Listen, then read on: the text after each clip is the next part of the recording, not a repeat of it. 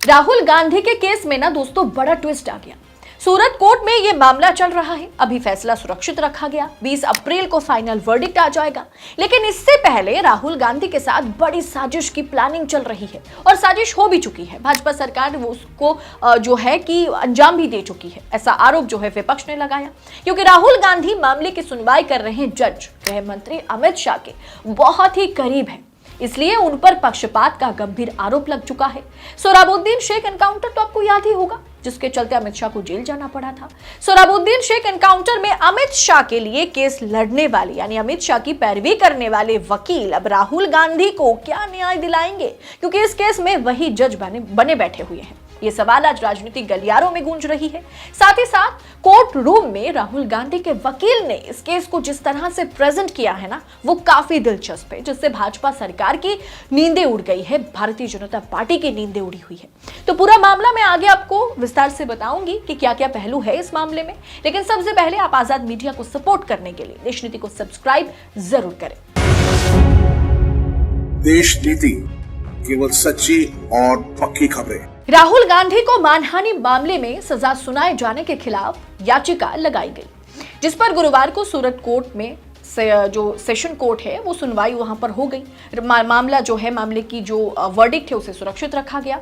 राहुल गांधी की ओर से कोर्ट में पेश वकील RS चीमा ने कहा कि वोट और सजा को देखते हुए अगर उन्हें अयोग्य करार दिया जाता है, ये बहुत गलत हो जाएगा और साथ ही साथ ये एक अपूरणीय क्षति जैसी होगी।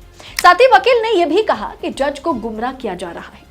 राहुल गांधी को मानहानि मामले में सजा सुनाए जाने के बाद लोकसभा की सदस्यता गंवानी पड़ी उनको। वारंट बेंच की ओर से जानकारी दी गई कि सूरत के सेशन कोर्ट में सुनवाई के दौरान राहुल के वकील चीमा ने अपना पक्ष रखते हुए कहा कि राहुल गांधी वायनाड सीट से बड़ी जीत हासिल कर लोकसभा के सांसद बने थे। कोर्ट में राहुल गांधी की ओर से यह कहा गया कि मामले की शिकायत सिर्फ पीड़ित पक्ष ही करा सकता है, यानी सिर्फ और सिर्फ नरेंद्र मोदी ही उनके खिलाफ मामला दर्ज कर सकते हैं, इसके अलावा कोई और नहीं।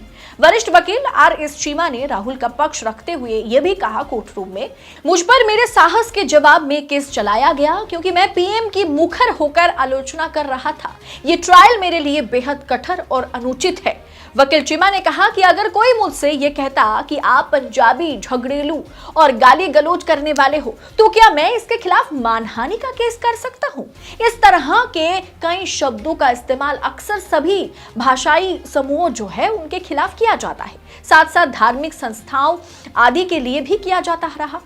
चीमा ने कहा सुनवाई के दौरान सुबह 11:51 बजे राहुल गांधी को दोषी ठहरा दिया जाता है, फिर आधे घंटे में उन्हें कड़ी सजा सुना दी जाती है।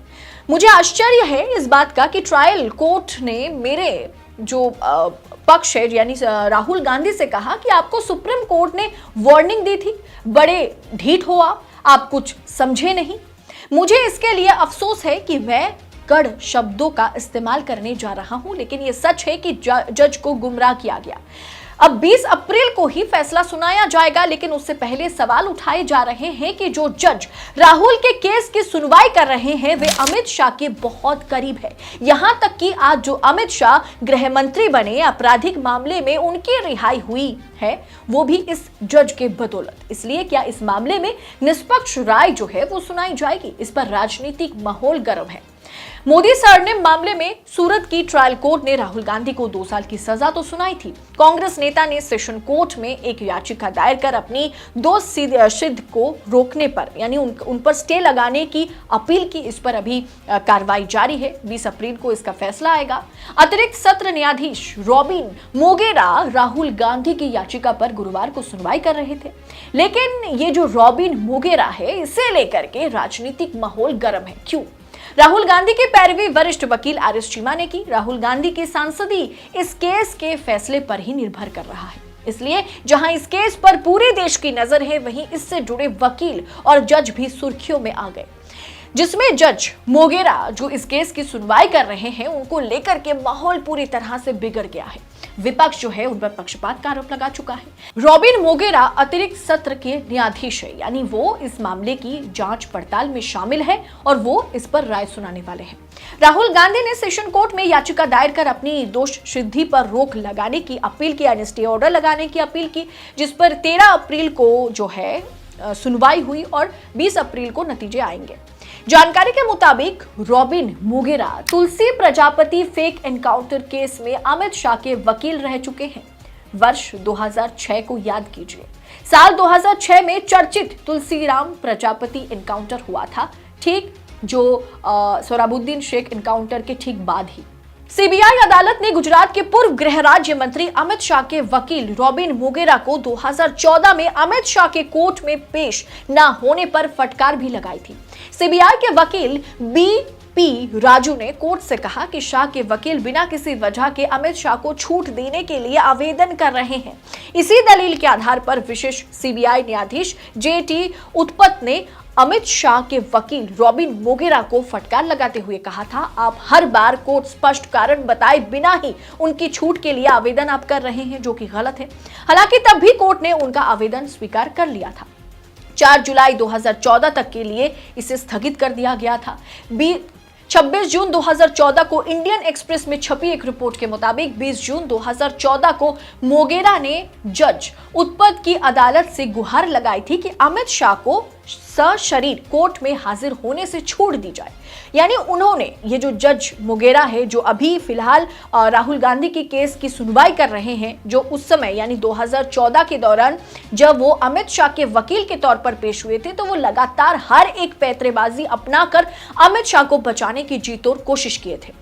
मोगेरा ने दलील दी थी उस समय कि शाह दिल्ली में राजनीतिक कामों में व्यस्त है, इसके चलते वो हाजिर नहीं हो सकते। जज उत्पत ने शाह के वकीलों से कहा था कि आप हर बार बिना कोई ठोस वजह बताए व्यक्तिगत पेशी से छूट की अर्जी दे रहे हैं। हालांकि जज ने पेशी से छूट का अनुरोध जो है उसे मंजूरी दे दी। माना जाता है कि अमित शाह की रिहाई के पीछे बड़ा नाम रॉबिन मोगेरा का ही है। यानी आज अगर अमित शाह बाहर है, अगर अमित शाह सोहराबुद्दीन और तुलसीराम प्रजापति की केस में बाहर हुए थे, रिहा हुए थे, बेइज्जत बरी हुए थे, तो उसके पीछे रॉबिन मोगेरा की पैंतरेबाजी और उन्होंने जिस तरह से केस को उस वक्त सजाया था वो शामिल है।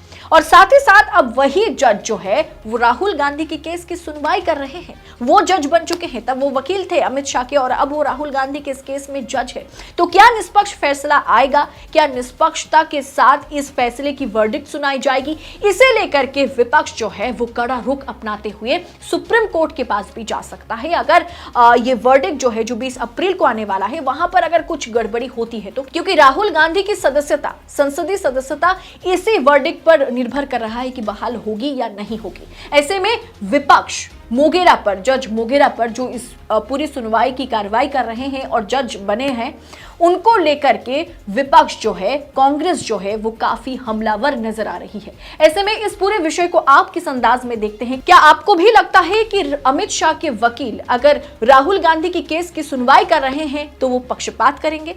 आप अपनी राय कमेंट बॉक्स में जरूर लिखिएगा। बाकी आजाद मीडिया को इस वक्त आपकी सपोर्ट की सबसे ज्यादा जरूरत है। देश नीति को सब्सक्राइब करने के साथ साथ थैंक्स ऑप्शन का दोस्तों इस्तेमाल जरूर करें, क्योंकि जितना ज्यादा, आपसे मैं बार बार कहती हूं कि जितना ज्यादा आप थैंक्स ऑप्शन का इस्तेमाल करेंगे, आर्थिक तौर पर देश नीति मजबूत होगा और हम निडर होकर, निर्भीक होकर, पूरी पड़ताल के साथ ऐसी खबरें, तमाम खबरें आप तक पहुंचाने में सक्षम होंगे। बहुत बहुत शुक्रिया। आपका एक सब्सक्राइब हमारे लिए महत्वपूर्ण है।